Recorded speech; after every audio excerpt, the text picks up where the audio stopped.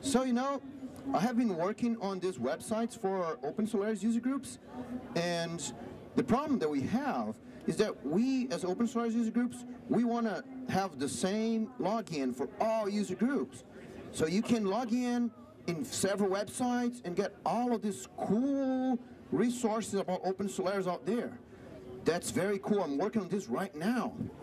The problem is, how do I do single sign-on with multiple websites? I've been taking a look at this OpenSSO thing, and I have no idea how I can make that work. So let me look for my friend here. Oh, Pat Patterson. He's online right here. Hey, Pat, how are you? Are you around here somewhere? Can you stop by my office? I need some help with OpenSSO. Okay? Oh, he's coming here right now. Excellent. And the cool thing about this Puppet thing is that it immediately shows up. Where's Pat?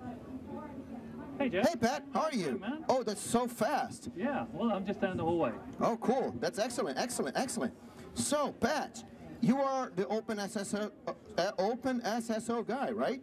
Yeah, that's what they call me. Excellent. So I'm here trying to get all of these Open Solaris Java user groups, actually Open Solaris user groups, to talk to each other. Okay. Each one have their own website.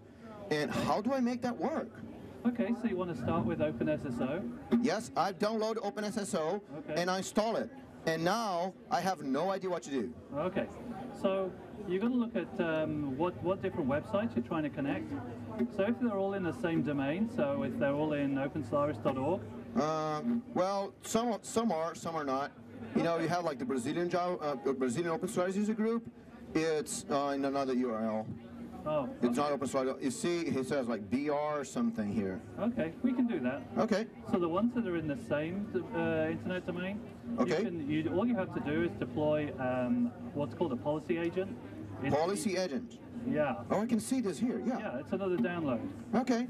So you deploy that into the web server or the application server where your website is. Yeah, I'm using Apache web server. Is that okay? Yeah, yeah, of course. Okay, and I'm using the Glassfish application server. Is that fine? Oh, yeah. Excellent. Good. So, and you just hook those up to your OpenSSO server and you're good to go across OpenSolaris.org. Now, when it comes to the different domains, it's a little bit more tricky. Oh, okay. Well, I definitely need different domains.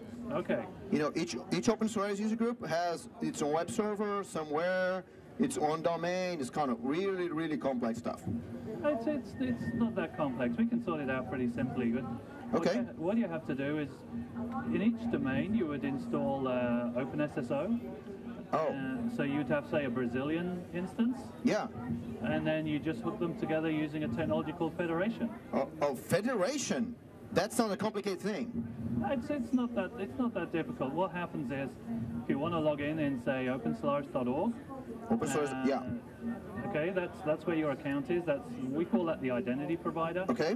And you want to access resources in OpenSolaris.org.br. Yes, exactly. That's one of them. Right. So that's the service provider. That's where your user trying to get resources, trying to access something on that website. Okay. So you tell OpenSolaris.org about the Brazilian site, and you tell the Brazilian site about OpenSolaris.org. Okay. And you essentially just hook them together, and your user gets passed across from one to the other. Yeah, I'm trying to do this right now, and I think it's working. Yeah, it's pretty straightforward. It's not so hard. So I do this here in the administration window right there, right? Yeah. There's a task flow, and you just enter the parameters and hit next, and it's all really simple stuff. Oh, okay. Yeah. So there's this wizard here to do this. Yeah. Oh, okay. That's so cool. Yeah. Whoa, OpenSSO is so easy. Yeah, even you can do it, Jack. Even I can do it. Okay, I think I'll take this as a compliment, okay? So the thing is, the Open Solaris user groups are not full of money. How much does this OpenSSO thing cost? It's free. It's free! Free as in beer. And are you going to tell me it's also open source? It is open source. Woohoo! It's free and open source stuff. Cool. I love open source, man. Yeah. It's so good. That's why I'm working on the Open Source for America website. You know, you should access that one. It's very, very cool. Yeah, I've taken a look. It is pretty cool. Okay, cool. So now I have both websites. You can log in one and access resource from the other. Yeah, you're good to go. Whoa! And does this? Can I? put these together with all my list of users and all of that? Yeah. Yeah, you hook up OpenSSO to your LDAP directory, if something users there, or a database, and it can just look there for the users and their passwords, and it all hangs together really well. Excellent. So let me configure with my Open LDAP stuff here. Does Open LDAP works? Open LDAP will work, but OpenDS is another really good Sun project. OpenDS. Oh, let me download that one. And that's a Java directory server. That's really some really cool stuff there. Cool.